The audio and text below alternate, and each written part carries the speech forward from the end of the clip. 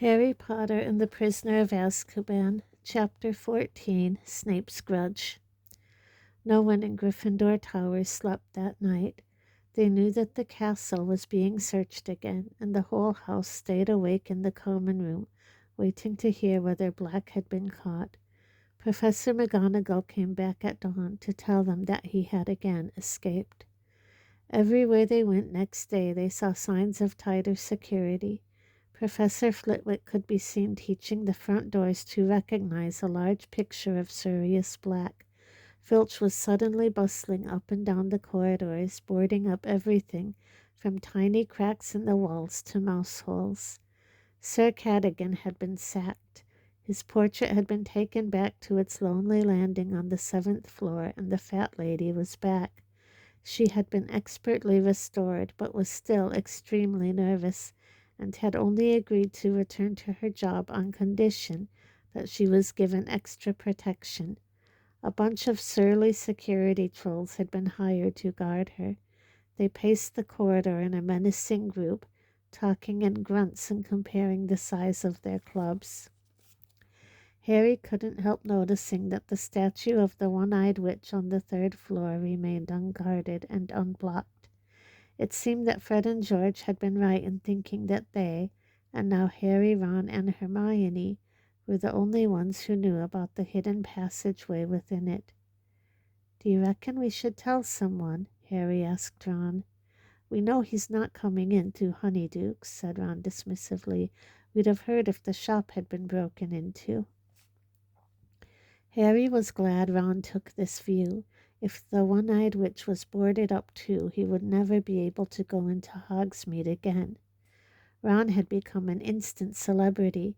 For the first time in his life, people were paying more attention to him than to Harry, and it was clear that Ron was rather enjoying that experience. Though still severely shaken by the night's events, he was happy to tell anyone who asked what had happened, with a wealth of detail. "I was asleep, and I heard this ripping noise, and I thought it was in my dream, you know.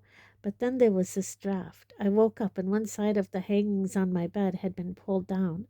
I rolled over, and I saw him standing over me, like a skeleton, with loads of filthy hair, holding this great long knife, must have been 12 inches, and he looked at me, and I looked at him, and then I yelled, and he scarpered." "Why, though?" Ron added to Harry, as the group of second-year girls who had been listening to his chilling tale departed. "Why did he scarper?" Harry had been wondering the same thing. Why had Black, having got the wrong bed, not silenced Ron and proceeded to Harry?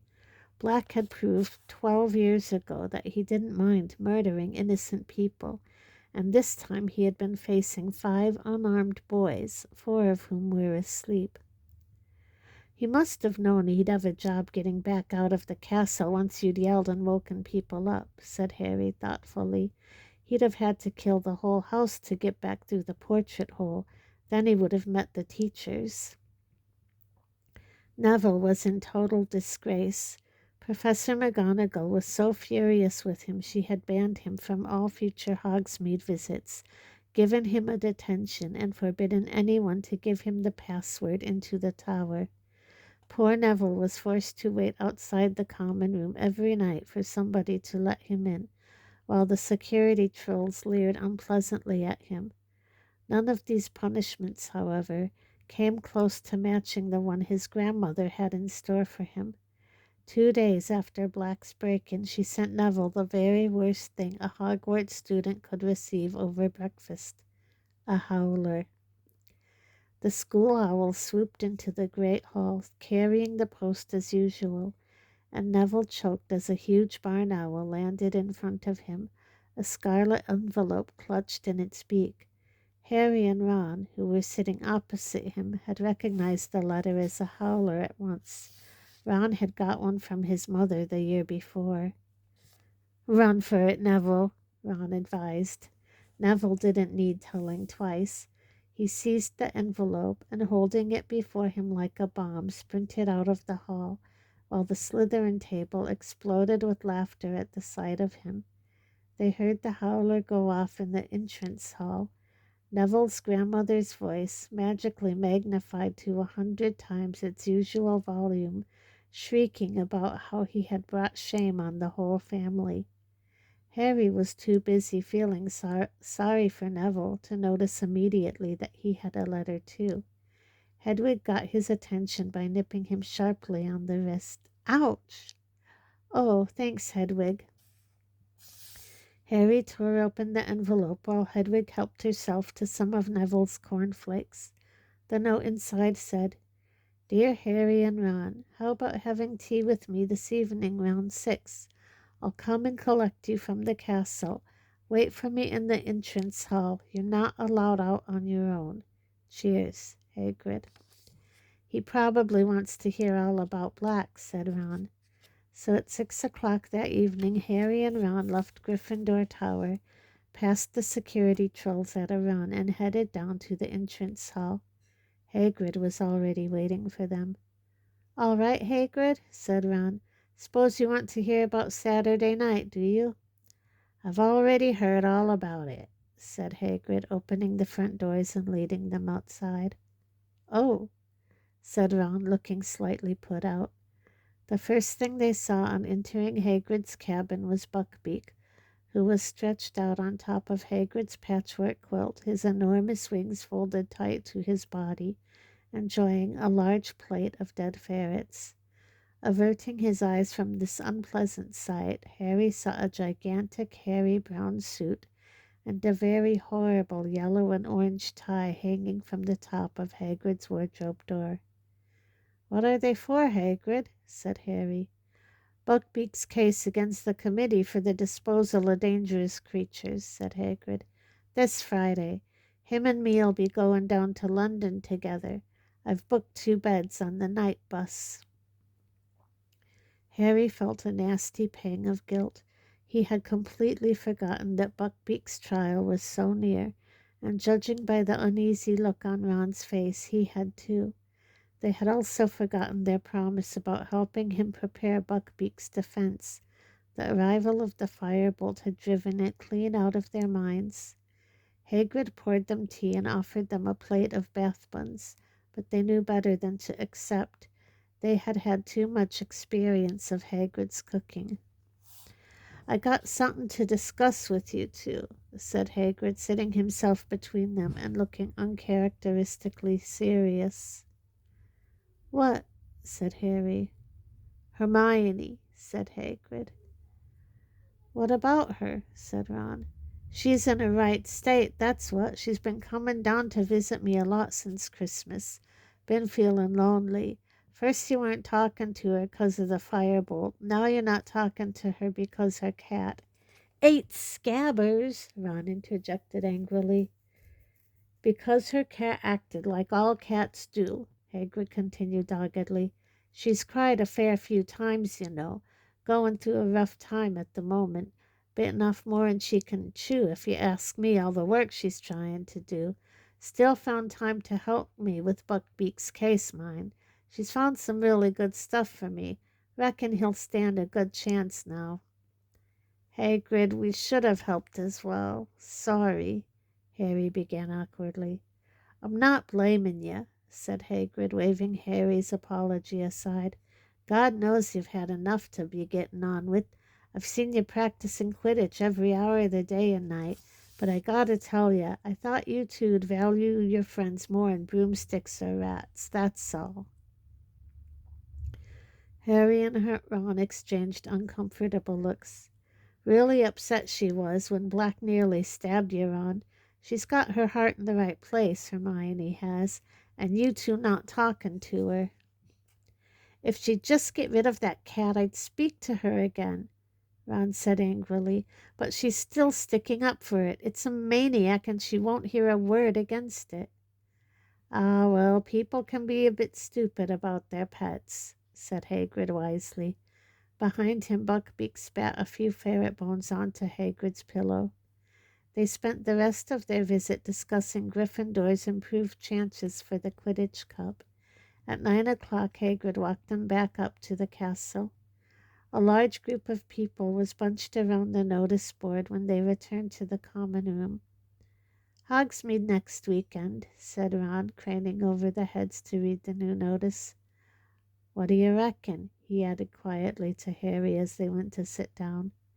Well, Filch hasn't done anything about the passage into Honeydukes, Harry said even more quietly. Harry, said a voice in his right ear. Harry started and looked around at Hermione, who was sitting at the table right behind them and clearing a space in the wall of books that had been hiding her. Harry, if you go into Hogsmeade again, I'll tell Professor McGonagall about that map, said Hermione. Can you hear someone talking, Harry? Growled Ron, not looking at Hermione. Ron, how can you let him go with you after what Sirius Black nearly did to you? I mean it, I'll tell. So now you're trying to get Harry expelled, said Ron furiously. Haven't you done enough damage this year? Hermione opened her mouth to respond, but with a soft hiss, Crookshanks leaped onto her lap. Hermione took one frightened look at the expression on Ron's face, gathered Crookshanks up, and hurried away toward the girls' dormitories. So how about it? Ron said to Harry as though there had been no interruption. Come on, last time we went you didn't see anything. You haven't even been inside Zonko's yet. Harry looked around to check that Hermione was well out of earshot. Okay, he said, but I'm taking the invisibility cloak this time. On Saturday morning, Harry packed his invisibility cloak in his bag, slipped the Marauder's map into his pocket, and went down to breakfast with everyone else. Hermione kept shooting suspicious looks down the table at him, but he avoided her eye and was careful to let her see him walking back up the marble staircase in the entrance hall as everybody else proceeded to the front doors. Bye, Harry called to Ron. See you when you get back. Ron grinned and winked. Harry hurried up to the third floor, slipping the Marauder's map out of his pocket as he went. Crouching behind the one-eyed witch, he smoothed it out. A tiny dot was moving in his direction. Harry squinted at it. The minuscule writing next to it read, Neville Longbottom. Harry quickly pulled out his wand, muttered, Descendium, and shoved his bag into the statue. But before he could climb in himself, Neville came around the corner. Harry, I forgot you weren't going to Hogsmeade either. Hi, Neville, said Harry, moving swiftly away from the statue and pushing the map back into his pocket. What are you up to? Nothing, shrugged Neville. Want a game of exploding snap?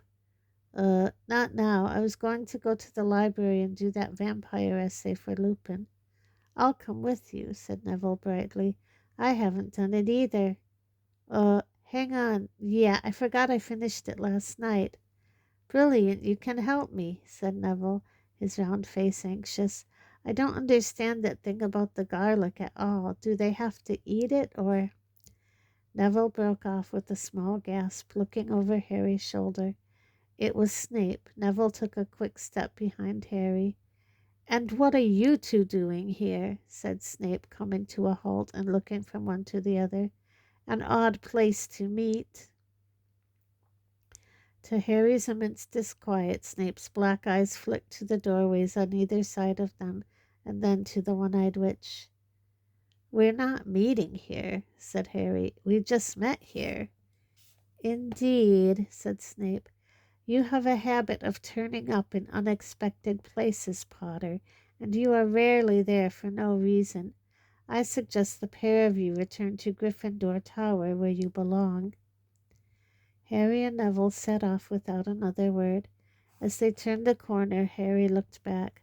Snape was running one of his hands over the one-eyed witch's head, examining it closely. Harry managed to shake off Neville at the fat lady by telling him the password, then pretending he'd left his vampire essay in the library and doubling back. Once out of sight of the security trolls, he pulled out the map again and held it close to his nose. The third-floor corridor seemed to be deserted. Harry scanned the map carefully and saw, with a leap of relief, that the tiny dot labeled Severus Snape was now back in his office.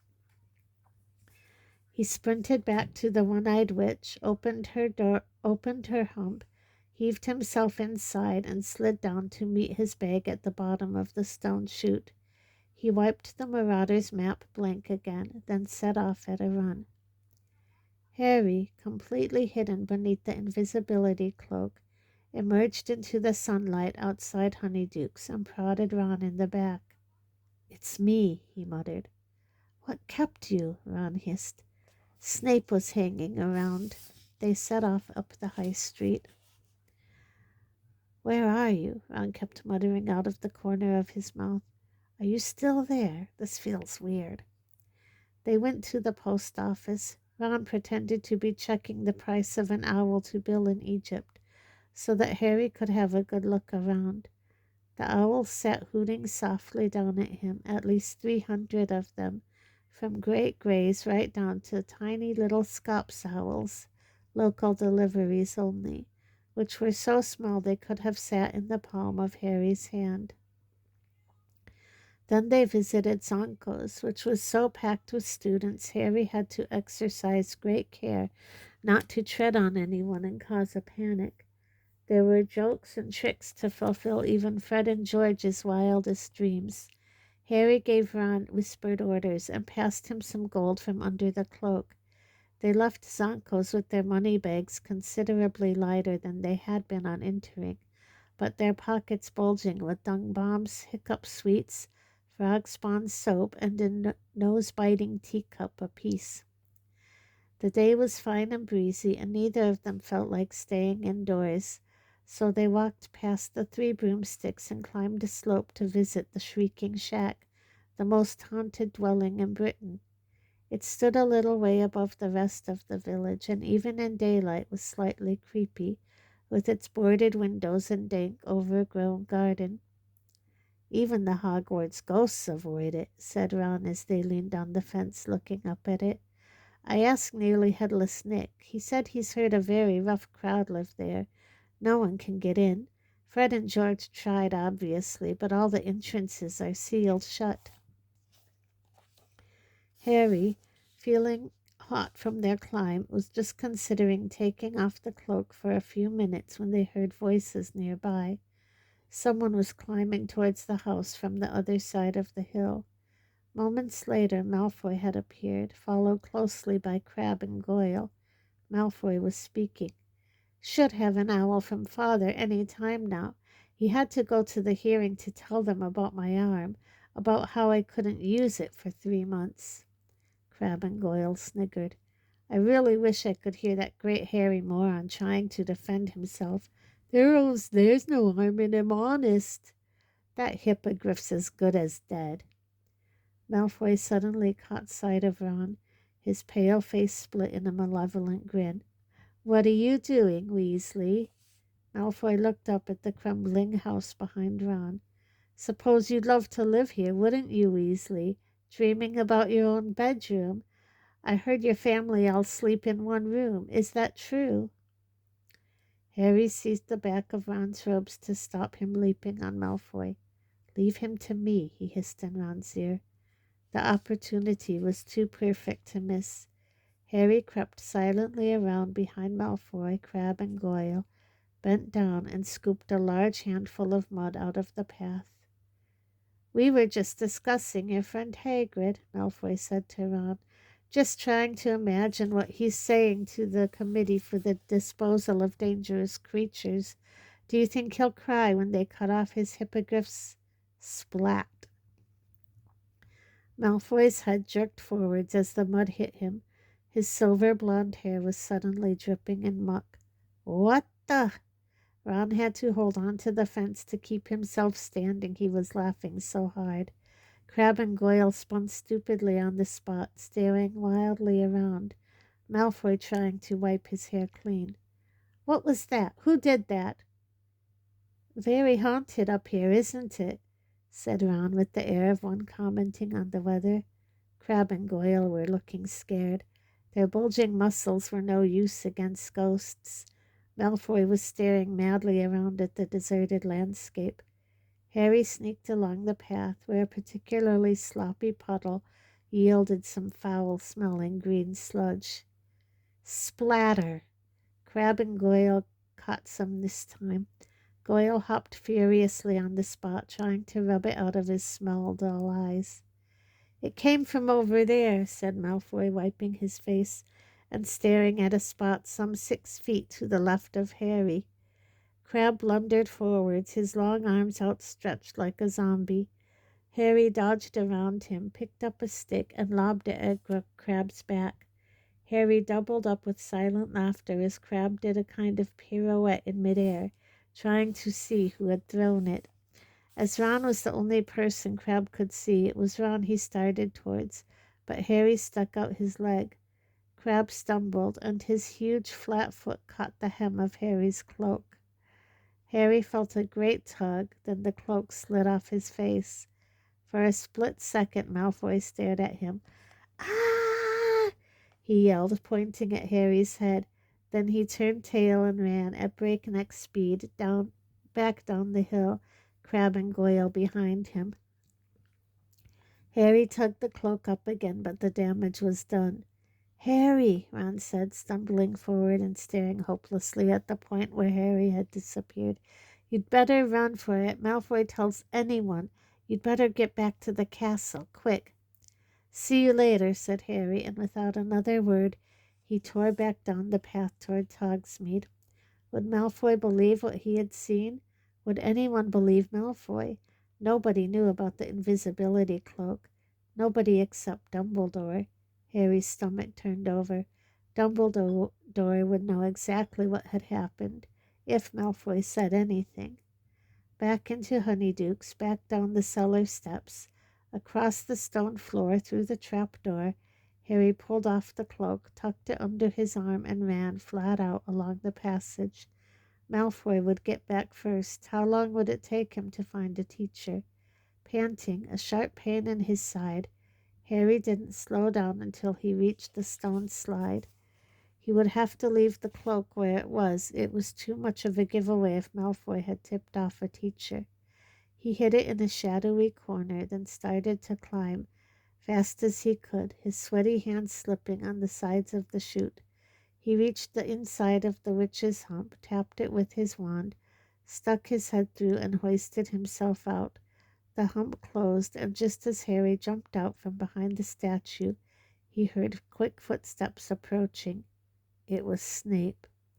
He approached Harry at a swift walk, his black robe swishing, then stopped in front of him.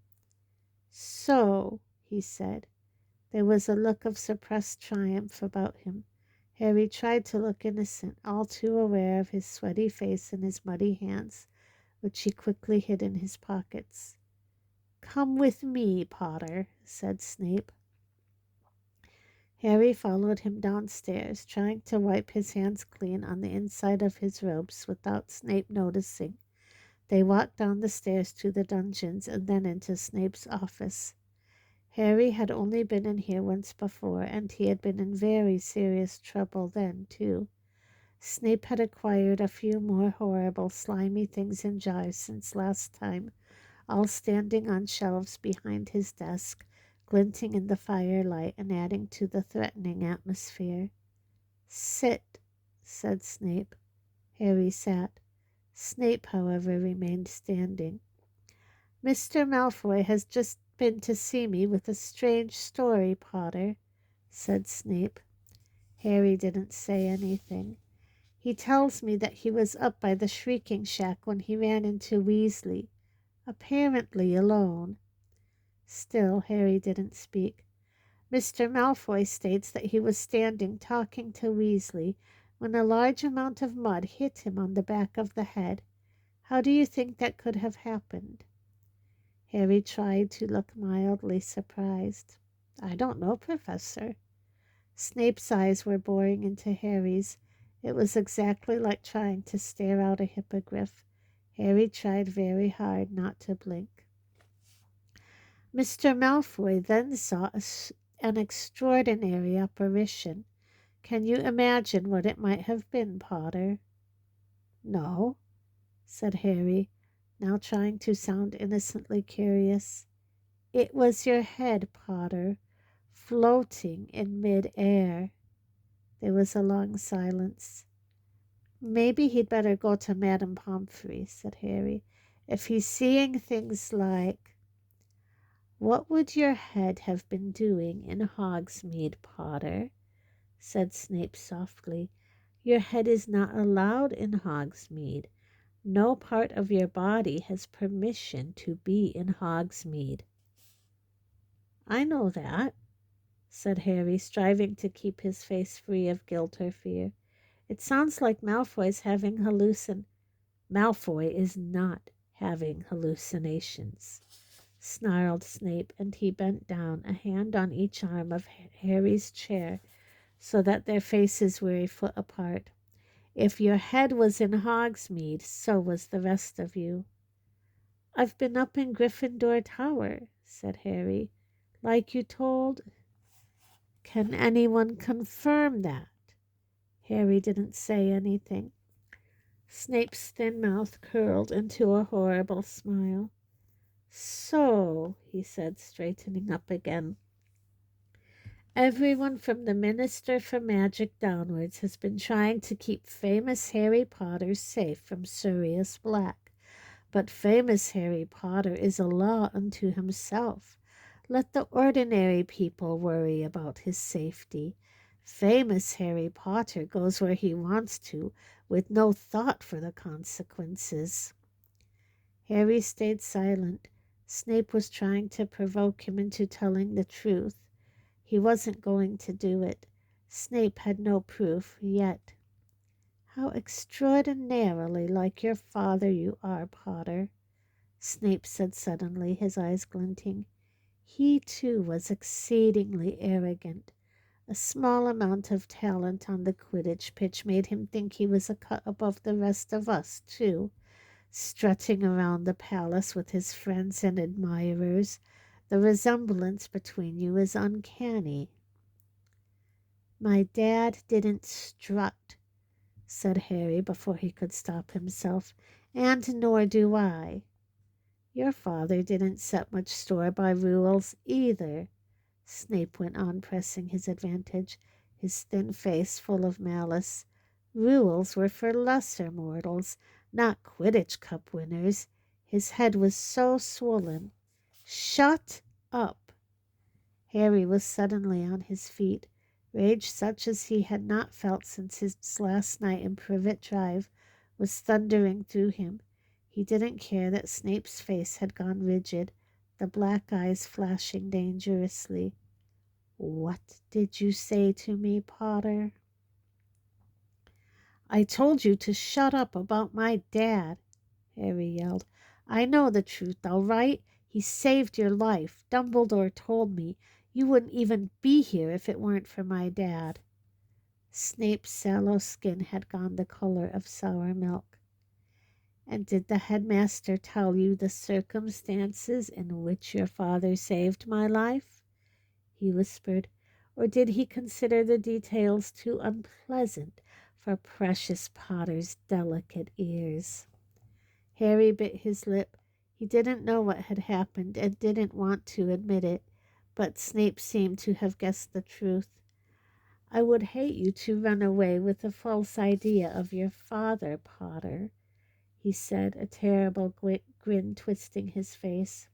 Have you been imagining some glorious act of heroism? Let me correct you. Your saintly father and his friends played a highly amusing joke on me that would have resulted in my death if your father hadn't got cold feet at the last moment. There was nothing brave about what he did. He was saving his own skin as much as mine. Had their joke succeeded, he would have been expelled from Hogwarts. Snape's uneven yellowish teeth were bared. Turn out your pockets, Potter, he spat suddenly. Harry didn't move. There was a pounding in his ears. Turn out your pockets, or we go straight to the headmaster. Pull them out, Potter. Cold with dread, Harry slowly pulled out the bag of Zonko's tricks and the Marauder's map. Snape picked up the Zonko's bag. Ron gave them to me, said Harry, praying he'd get a chance to tip Ron off before Snape saw him. He brought them back from Hogsmeade last time. Indeed, and you've been carrying them around ever since. How very touching. And what is this? Snape had picked up the map.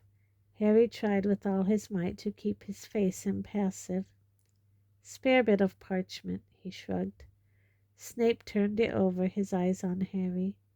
Surely you don't need such a very old piece of parchment, he said. Why don't I just throw this away? His hand moved towards the fire. No, Harry said quickly. So, said Snape, his long nostrils quivering, is this another treasured gift from Mr. Weasley? Or is it something else? A letter, perhaps, written in invisible ink? Or instructions to get into Hogsmeade without passing the Dementors? Harry blinked. Snape's eyes gleamed. Let me see, he muttered, taking out his wand and smoothing the map out on his desk. Reveal your secret, he said, touching the wand to the parchment. Nothing happened. Harry clenched his hands to stop them shaking. Show yourself, Snape said, tapping the map sharply. It stayed blank. Harry was taking deep, calming breaths. Professor Severus Snape, master of this school, commands you to yield the information you conceal, Snape said, hitting the map with his wand. As though an invisible hand was writing upon it, words appeared on the smooth surface of the map.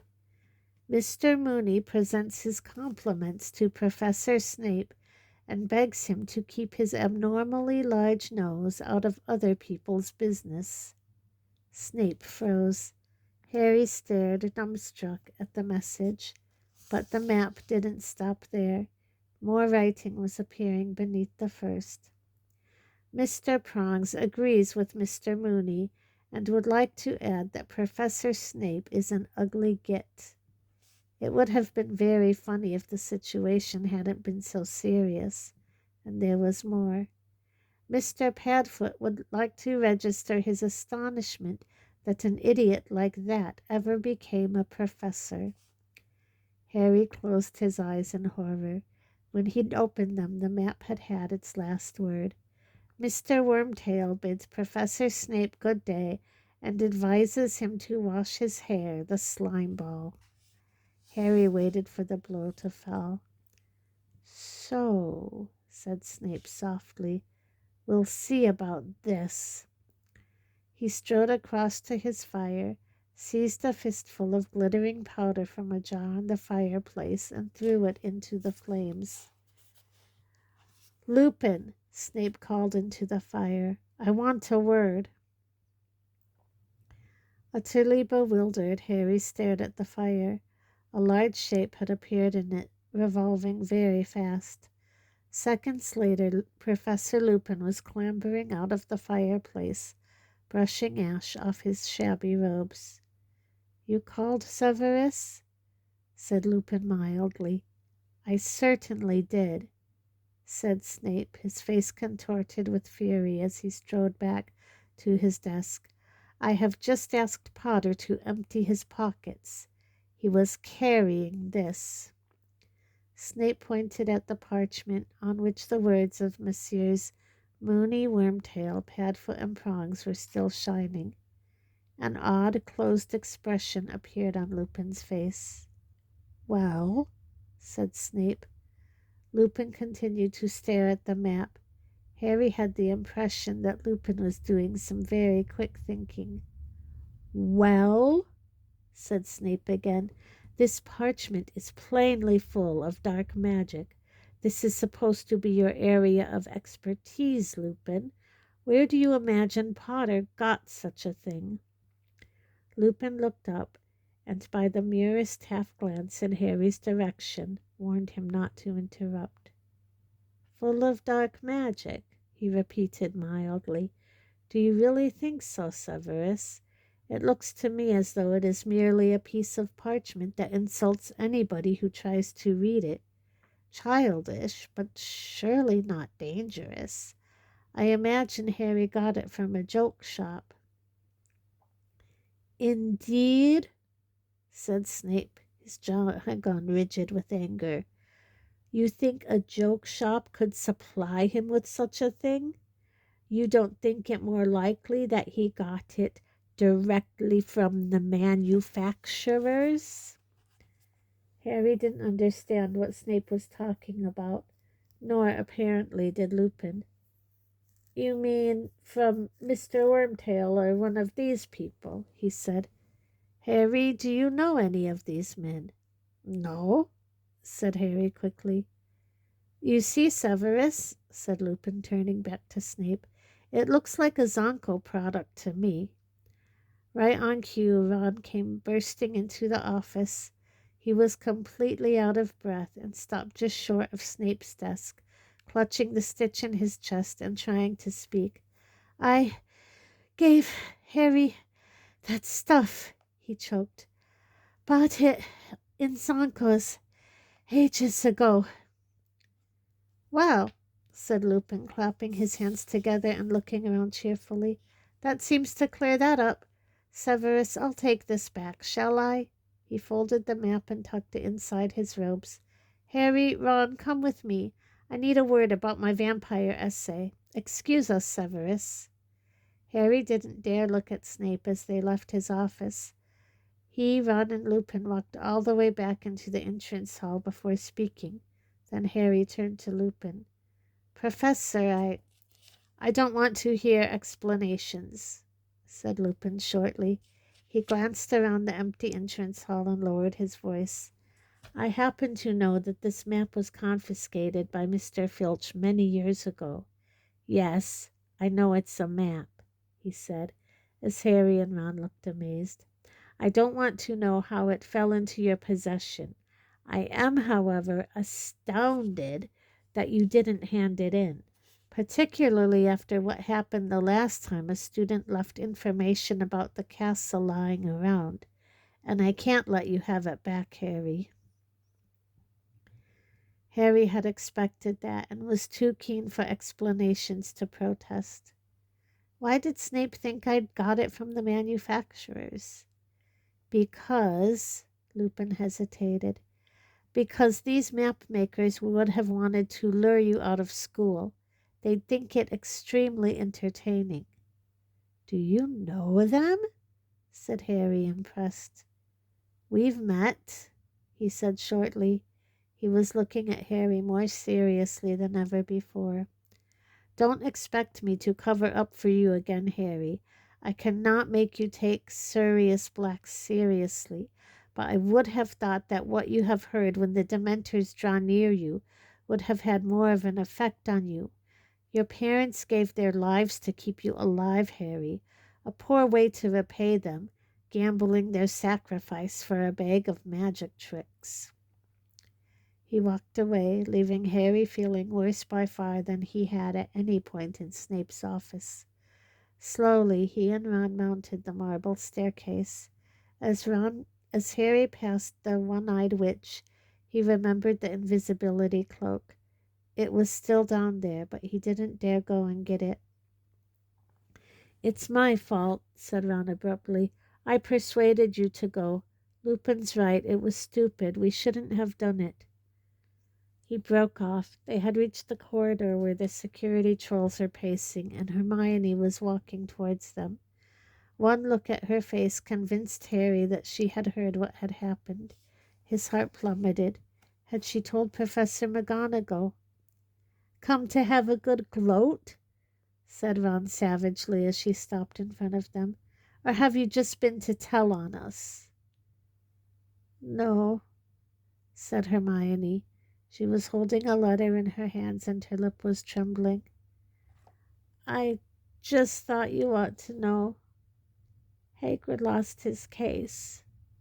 Buckbeak is going to be executed.